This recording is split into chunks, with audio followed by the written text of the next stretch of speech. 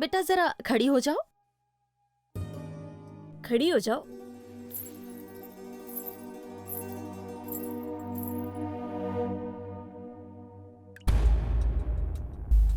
Photo में तो बिल्कुल अलग दिख रही है, लेकिन दिखने में कुछ और ही है।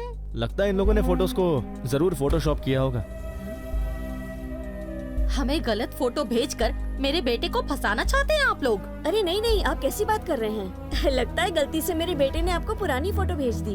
वैसे अब तो ये साइज 0 क्लिनिक पे जाती है, एकदम पतली हो जाएगी, मैं गारंटी देती हूँ। देखिए, आप इन फोटोज पर मत जाइए, कुछ गलतफहमी हुई है। फोटो वोटो छोड़ दीजिए, अब तो साक्षात आपके सामने खड़ी है हमारी बिटिया, इसमें तो कोई धोखा नहीं है ना। धोखा कैसे नहीं है? इन फोटोज को देखकर ही हम लोग लंदन से यहाँ आए हैं। एक एनआरआई से शादी करवाने के लिए आप किसी भी हद तक जाएंगे क्या? पता नहीं मैडम के और कितने राज छुपा रखे होंगे। हो भी सकते हैं। अगर इसके पिता जिंदा होते तो शर्म से मर जाते बेचारे। आंटी, पारा बहुत चढ़ रहा है आपका, जरा कूल डाउन कीजिए। क्या कर दिया बेटा? यहाँ वॉशिंग मशीन खरीदने आए हो क्या? हर 2 मिनट में नया नुक्स ढूंढ रहे हो? पसंद नहीं आई तो मना कर दो ना। चलो उठो यहाँ से। लड़की मोटी है तो रिजेक्ट कर दोगे, पर अगर वो शादी के बाद मोटी हुई तो डिवोर्स दे दोगे। अगर लड़कियां इस वजह से लड़कों को रिजेक्ट करने लगी ना, तो आधे लड़कों की शादी नहीं होती। बाहर का रास्ता पता है या छोड़ कर आऊं? अरे क्या कर दिया? आंटी वो ग्लास हमारा है, वापस रखो please. Thank you.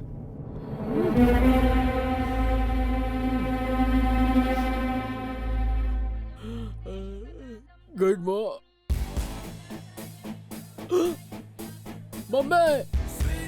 It's gonna be a new beginning in her life. She's on the way to reach out her destiny. But beauty lies in what she is. Oh. Hey sweetie. Sweetie, jalebi खा लो।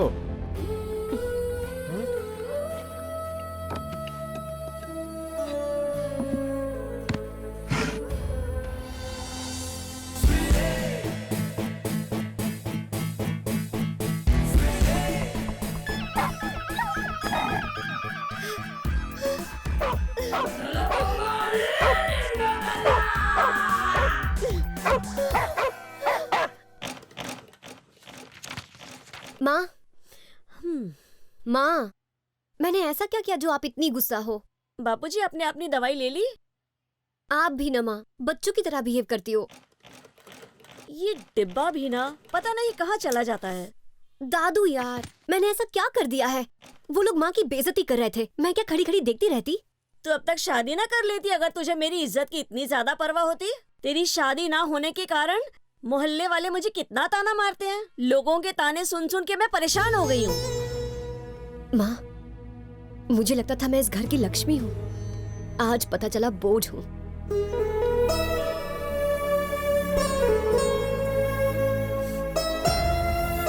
आप मुझे अकेला छोड़कर क्यों चले?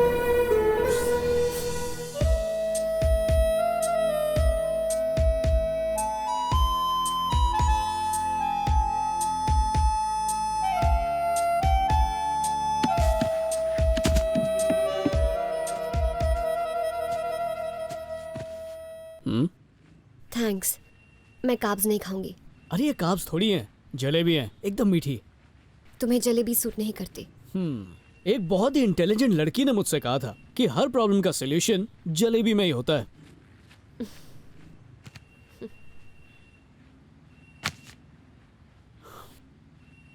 स्वीटी, मैंने ज्योति के बारे में सुना, अब ठीक तो है ना वो?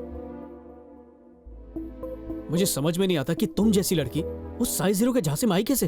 तुम तो बहुत अक्लमंद हो। मैं स्मार्ट नहीं हूं, अभी बेवकूफ हूं।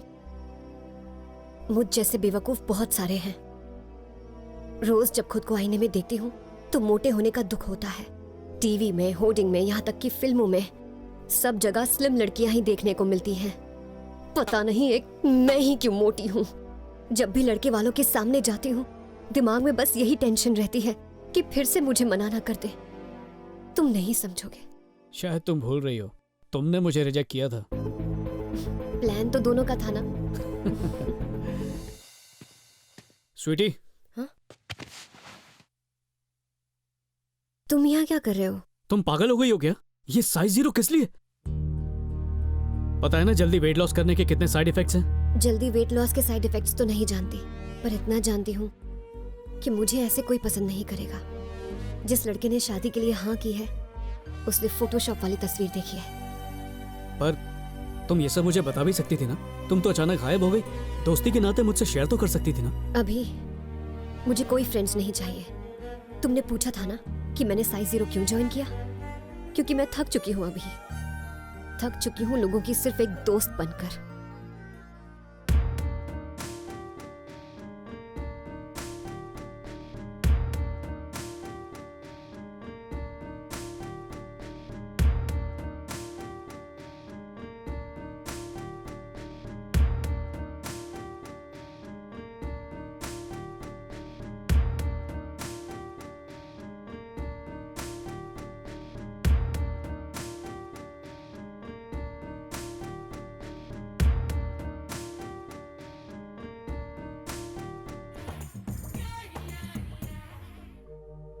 ज्योति, तुम्हारी तबीयत सुधर रही है।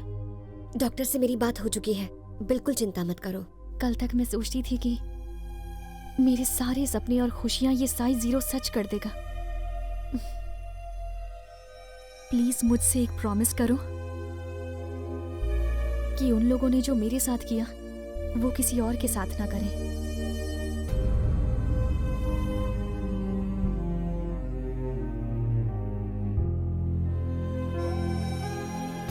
प्रॉमिस।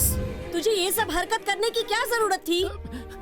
उन लंदन वालों ने स्वीटी की फोटोज देखकर ही उसे पसंद किया था, पर वो स्वीटी की असली फोटोज नहीं थी। इधर ला, डुप्लीकेट फोटो थी।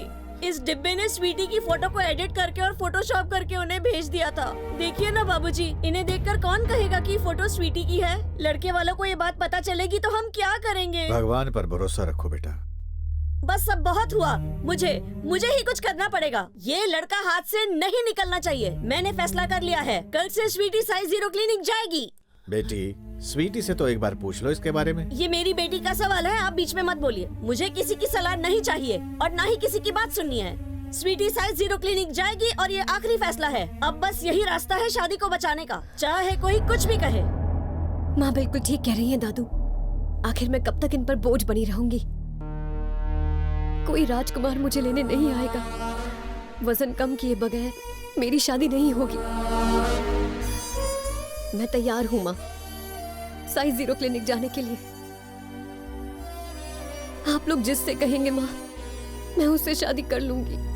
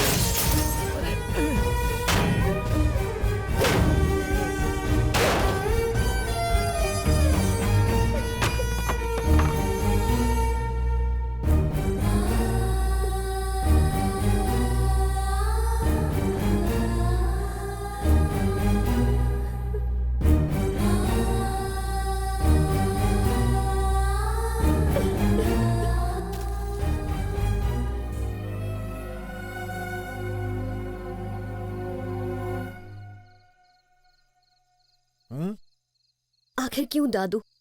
पापा मुझसे झूठ क्यों कहते थे? पापा कहते थे कि हम गिरते हैं इसलिए ताकि ऊंचाइयों को छू सके। पर सच तो ये है कि मैं जिंदगी में जब जब गिरी हूं और गिरती जाती हूं। लेकिन अब मैं थक चुकी हूं। तुझे याद है बेटी, तू और तेरे पापा रेलवे स्टेशन जाकर वो वेट वाली मशीन से टिकट इकट्ठा करते थे? याद है। वो मशीन हमेशा उस टिकट के जरिए मेरे भविष्य को बताती थी, पर मैं उसे कभी नहीं समझ पाई। ये वो टिकट है जो तेरे पापा ने मुझे तुझे देने को कहा था।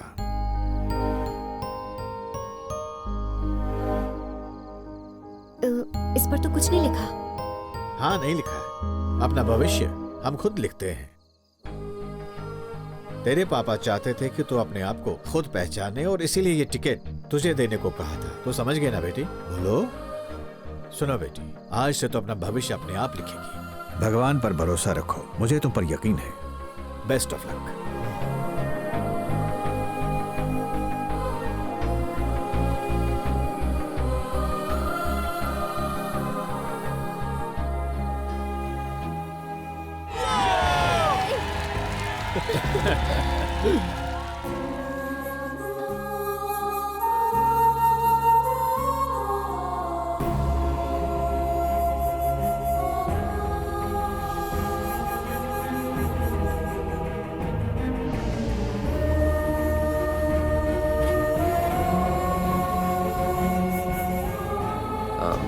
सिमरन से मेरे मॉम डैड मिलना चाहते हैं। All the best.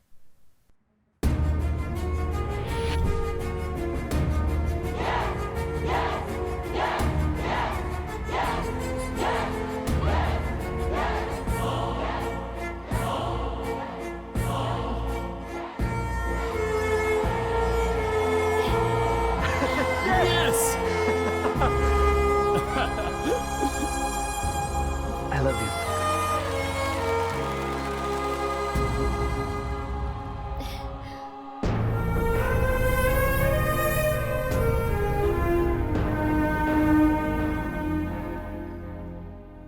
क्या सोच रहे हो? पता नहीं सिमरन। खुद से दूर भागना बंद करो अभी। सब कुछ ठीक तो तब होगा जब दिल की सुनोगे। नहीं सिमरन।